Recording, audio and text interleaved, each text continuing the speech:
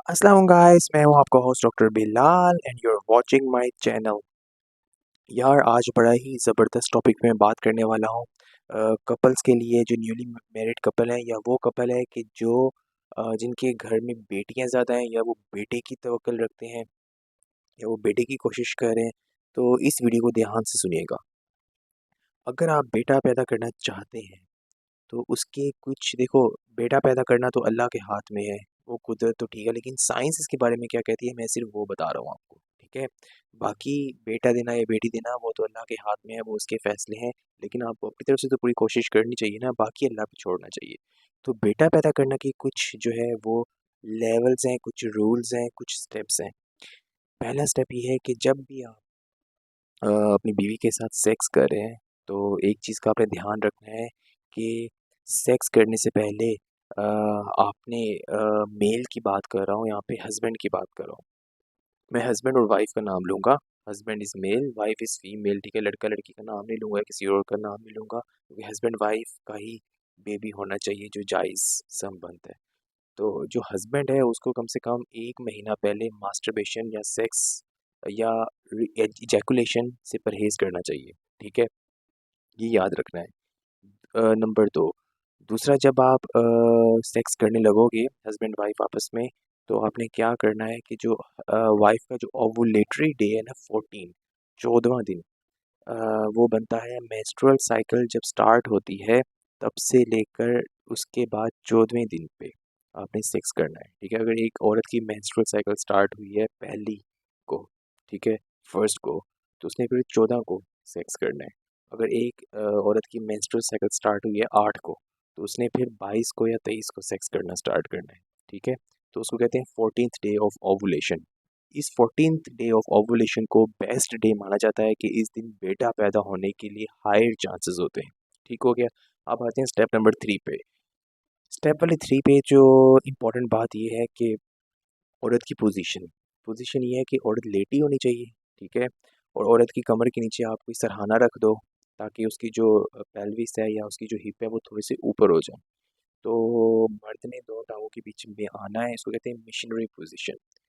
Missionary position में full deep penetrate करके अंदर डाल के पूरा पीनस, जिसको नर्व्स कहते हैं, इतने आप बच्चे तो हैं नहीं है कि आपको पीनस का मतलब नहीं पता या नर्व्स का मतलब नहीं पता।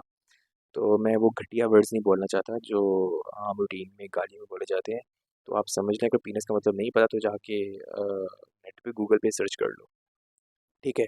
तो दोनों टांगों के बीच में आकर अपना पीनस या नफ्स पूरा पेनिट्रेट करना है अंदर तक, डीप पेनिट्रेशन जिसे कहते हैं। वो करने के बाद क्या करना है आपने, इजैकुलेट करना है, ठीक है। अब इजैकुलेट ऐसे करना है कि अ, जब तक पूरा इजैकुलेट ना हो जाए, ठीक है। इट विल टेक, अगर इजैकुलेशन तो कुछ सेकंड्स में हो जाती है, लेकिन आपने अपना पीनस अंदर ही रखना है जब तक खुद श्रिंक होकर, छोटा होकर बाहर नहीं निकल आता। आपने अपना पीनस नहीं निकालना, ताकि अच्छी तरह से इजैकुलेशन अंदर से हो जाए, ठीक हो गया। दूसरी बात ये है कि आपने कोई लुब्रिकेंट यूज़ नहीं करना उस दौरान, कोई कॉन्डम यूज़ नहीं करना जब आपने बेबी लेने वाला सेक्स करना है, क्योंकि लुब्रिकेंट जो है ना वो स्पर्म को डैमेज करता है, तो स्पर्म की लाइफ जो है वो बहुत कम हो जाती है, ठीक हो गया। उसके बाद अब जब खुद श्रिंक होकर पीनस बाहर निकल आएगा, तो औरत ने उसी पोजीशन में लेटे रहना है। नीचे बेशक 2-3 तकिया रख लो, ठीक है, या अब अपनी टांगें जो हैं उसको वो दीवार के साथ लगा लो या बेड के साथ लगा लो, जैसे भी कर लो। लेकिन औरत की टांगें ऊपर, ये जो हिप वाला हिस्सा है ये ऊपर होना चाहिए, और जो चेस्ट वाला हिस्सा है वो थोड़ा नीचे होना चाहिए, ताकि जो स्पर्म्स है ना वो ऊपर की तरफ ट्रैवल करें, ठीक है। अलोंग द ग्रेविटी, समझ रहे हैं बात को या नहीं समझ रहे, ठीक है। तो उससे क्या होगा कि स्पर्म अंदर जाएगा, यूटेरस की तरफ जाएगा। जितना अंदर जाएंगे स्पर्म्स, उतना ज़्यादा बेबी होने के चांसेस ज़्यादा होंगे। तो आपने, औरत ने उसी पोजीशन में कम से कम जो है ना घंटा लेटे रहना है। घंटे से ऊपर भी लेटते हैं, जितना लेट सकते हैं अच्छा है।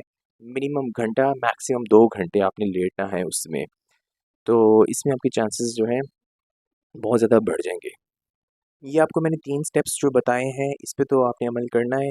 अच्छा, जब आपने बेबी लेना है, जिस महीने आपने सेक्स करना है बेबी वाला, तो आपने इस चीज़ उससे पहले कुछ चीज़ें जो लाइफ़स्टाइल चेंज हैं, वो ये है कि अपने आपने एक्सरसाइज ज़्यादा स्टार्ट करनी है, या फ़र्ज़ करें मैंने 6 महीने बाद मैंने प्लानिंग की है, मेरी शादी हो गई है, मैंने बेबी लेना है, तो मुझे एटलीस्ट 6 मंथ्स पहले जो है उसकी तैयारियाँ शुरू करनी चाहिए। तैयारियाँ कैसे शुरू करनी चाहिए? आपने सबसे पहले लाइफ़स्टाइल मॉडिफ़िकेशन करनी है, आपने अपना वेट रिड्यूस करना है, ऑप्टिमम वेट लेकर आना है आपने।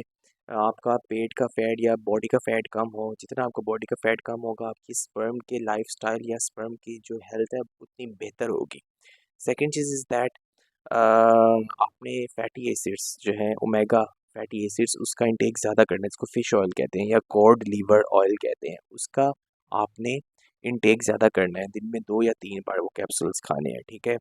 फ़ास्ट फूड बिल्कुल ख़त्म कर देने हैं 6 महीने तक, या 4 से 6 महीने तक ऑयली फूड बिल्कुल ख़त्म कर देना है, चीनी का इस्तेमाल कम करना है, क्योंकि ये सब चीज़ें जो हैं वो मेल को पैदा करने में कम रोल है, क्योंकि ये स्पर्म को डैमेज करती हैं चीज़ें। वॉक स्टार्ट करनी है, एक्सरसाइज स्टार्ट करनी है, टेंशन नहीं लेनी है, अपनी बीवी को आपने रिलैक्स रखना है ताकि बीवी की ओवुलेशन आपकी अच्छी हो, और जो मर्द है वो भी स्ट्रेस फ्री हो ताकि उसके स्पर्म्स भी अच्छे हों।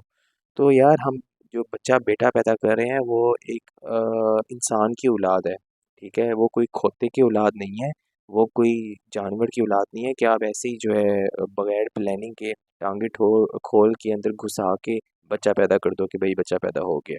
नहीं, आपने खूबसूरत, आपने अच्छा हेल्दी बेटा पैदा करना है, तो उसके कुछ चीज़ें होती हैं, कुछ साइंस बताती है चीज़ें जिस पे अमल करना ज़रूरी है, ठीक है? वरना यहाँ पर जो है ना बस वो प्लानिंग एक रात पहले प्लानिंग होती है कि भाई कल हमने जो है ना वो बच्चा करना है, या रात को बच्चा करना तैयार है ना, तो साथ ही वो काम डाल देते हैं जैसे इंसान का बच्चा ना हो, गधे का बच्चा हो, ठीक है? कोई सवाल हो आपका नीचे कमेंट सेक्शन में बता सकते हो मुझे। मिलते हैं नेक्स्ट वीडियो में।